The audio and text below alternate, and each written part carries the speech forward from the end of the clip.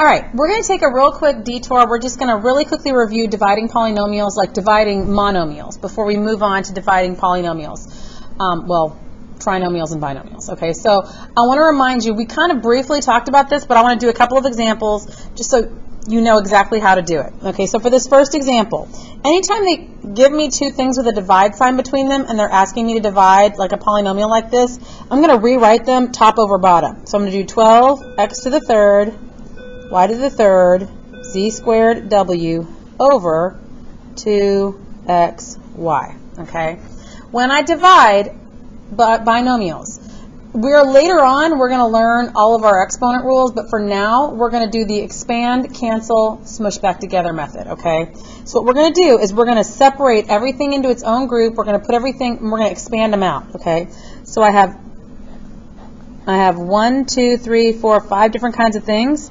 So I'm going to make 5 sets of parentheses, and I'm making them over 2 lines because they're going to be like a fraction. Okay, so I'm going to put 12 over 2 in the first one. I have an x to the third up here, so I'm going to do x, x, x. I'm going to expand it out. I have y, y, y, because y to the third. I have z squared, so I'm going to put 2 z's, and I'm going to put 1 w. So what I'm doing again is I'm expanding them out. Down here, I'm going to put an x in here and a y in here, and I don't have anything for those two. All right, and then I'm going to handle each one on its own. 12 divided by 2 is 6. One pair of x's cancels out, so I have x squared because I have 2 left. 1 y cancels out, so I have y squared. There's nothing to cancel here with the z's and the w's, so I put z squared w. And that's the answer to this division problem. Okay? I want you to try the same process. So you're going to rewrite this. So I'll go ahead and rewrite it now. Negative 8x to the third over 4x squared.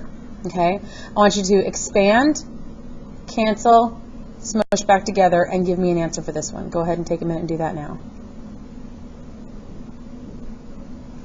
Okay, so if I actually look at this one, I'm going to have 2 sets of parentheses because I have 2 different operations. So I have negative 8 and 4. Over here I have x to the third, and I have x squared. Okay, well, negative 8 divided by 4 is negative 2. And 2 pairs of these cancel out, so I'm left with negative 2x. All right. Let's try one more just to get a little practice under our belt. We'll do one more.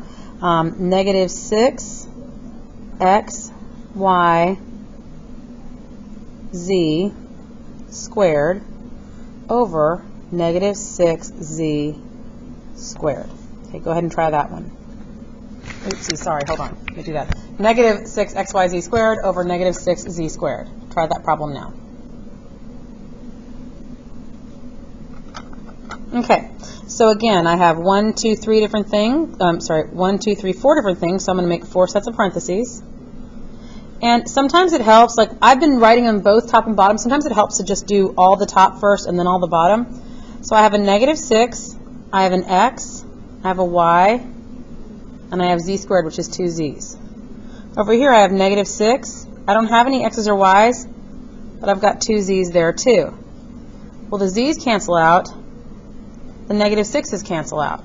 So all that's left is xy.